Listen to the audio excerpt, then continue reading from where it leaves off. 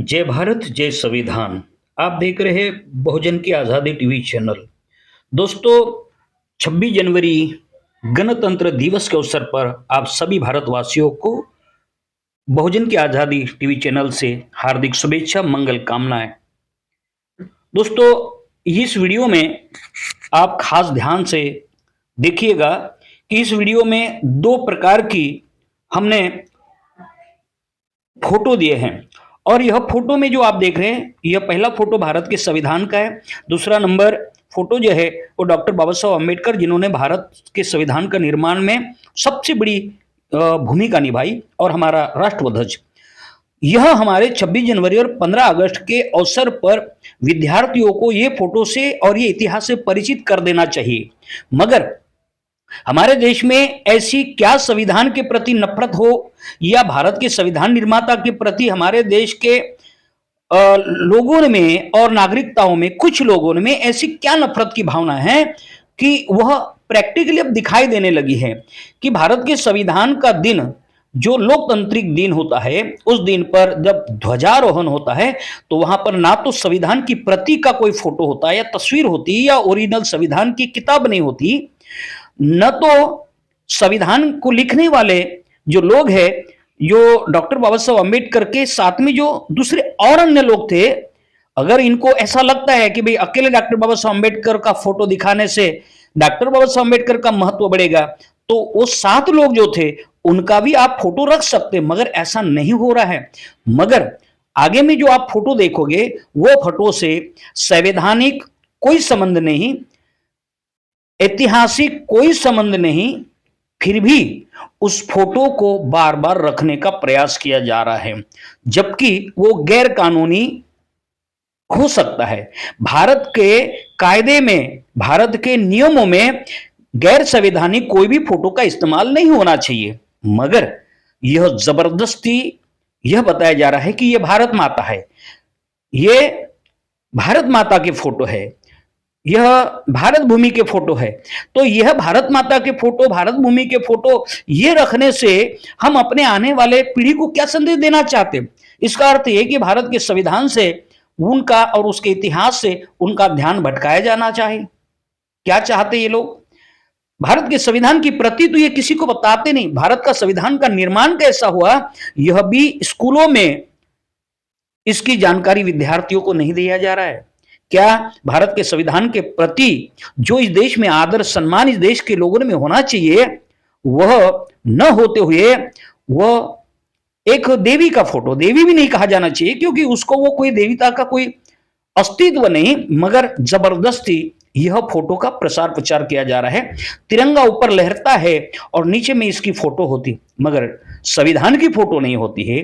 संविधान के संदर्भ में संविधान का निर्माण कैसा हुआ, संविधान का इतिहास क्या था, और संविधान निर्माण करने की क्या जरूरत पड़ी हमारे देश में, इस बात में कोई भी स्कूलों में प्रिंसिपल, प्राचार्य कोई भी नहीं करते। मगर इसी वीडियो में आप देखेंगे कि एक शून्य व्यक्ति, वो स्कूल के संचालक है और प्रिंसिपल भी है, वह अपने बच्चों को किस तरह से संविधान के संदर्भ में जानकारी दे रहे हैं, हमारे देश में क्या व्यवस्था थी और संविधान के कारण आज हम कितने विकसित हुए और किस तरह से हमें अधिकार मिले, यह उस वीडियो में भी दिखाया जा रहा है। ये 3 प्रकार के फोटो और वीडियो में हम लोग रख रहे हैं, इसको आप ध्यान से सुने। यह वीडियो आपको अगर अच्छा लगा है और आपको लगता है कि यह वीडियो ज्यादा से ज्यादा लोगों तक पहुंचना चाहिए, तो आप इसको शेयर करने में और सब्सक्राइब करने में ना भूले। अगर आप इसको शेयर और सब्सक्राइब न कर सके तो यह बात अपने आप में समझ लेना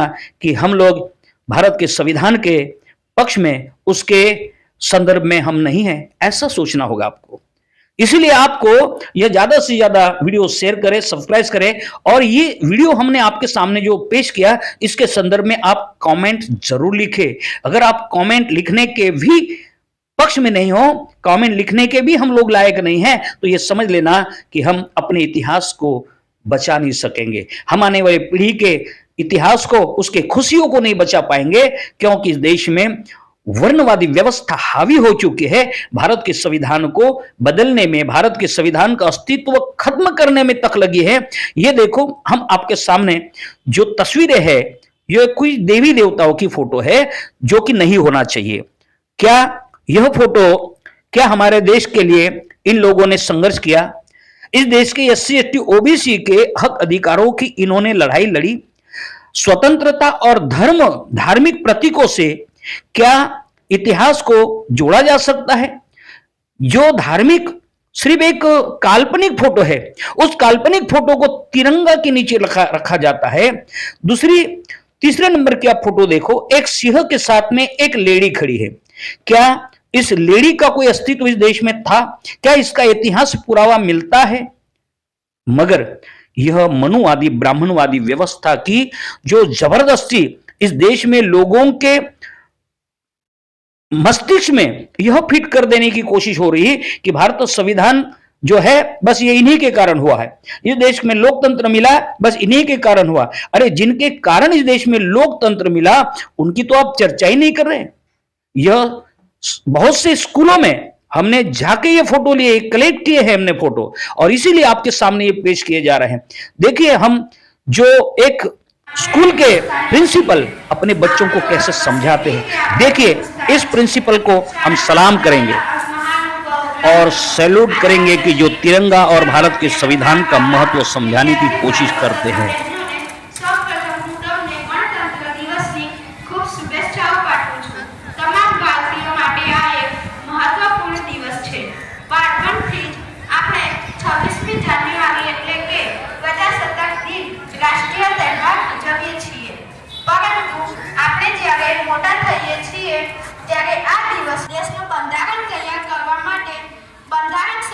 रचना કરવામાં આવી હતી।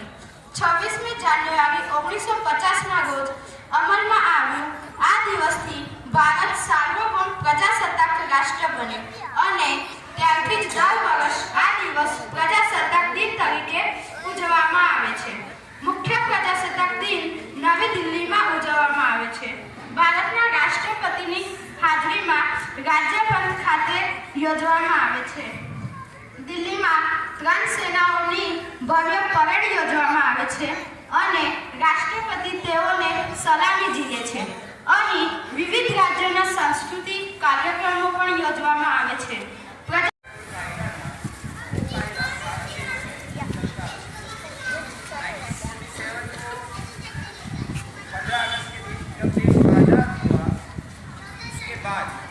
देश को चलाने के लिए एक संविधान की रचना करने के लिए एक कमेटी बनाई, बंधारण समिति। जो देश अपना चल रहा है आज, किसके ऊपर चल रहा है? भारत का जो संविधान है, हम कवर करते हैं, इसमें जो लिखा हुआ है, ये बुक मैंने पहले आपको दिखाई हुई है 26 नवंबर। इसकी रचना बंधारण समिति द्वारा की गई और इसकी ड्राफ्टिंग कमेटी के चेयरमैन, यहाँ पर ध्यान दो, वो दिखेगा पर ध्यान यहाँ पर होना चाहिए सबका।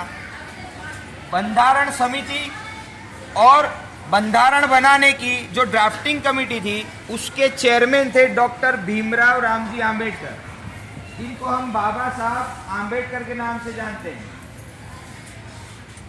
वो इस बंधारण की ड्राफ्टिंग कमेटी के चेयरमैन थे। उनकी देखरेख के अंडर में ये संविधान तैयार किया गया और 26 नवंबर 1949 को 26 नवंबर 1949 को इन्होंने डॉक्टर बाबा साहब आंबेडकर ने ये जो बंधारण समिति थी उसको तैयार करके उनको सौंप दिया। फिर संविधान भारत देश में लागू किया गया और तब से लेकर अभी अपना देश संपूर्णतः यह संविधान के हिसाब से चल रहा है। आज़ादी के लिए बहुत सारे स्वतंत्रता सेनानी जो थे उन्होंने अपने बलिदान दिए हैं, कई लोगों ने मेहनत की और आज़ादी दिलवाई है। पर आज़ादी मिलने के बाद देश कैसे चलेगा, कायदा क्या होगा, कानून क्या होगा, देश की व्यवस्था क्या होगी, वो भी तो ज़रूरी होता है। तो उस चीज़ को ध्यान में रख के वहाँ पे पास राइट ओके ये संविधान बनाया गया, जो 26 नवंबर 1949 को तैयार हुआ था और बंधारण समिति को हैंड ओवर किया था डॉक्टर बाबा साहब आम्बेडकर और उनकी सारी टीम ने। ठीक है, समझ में आया?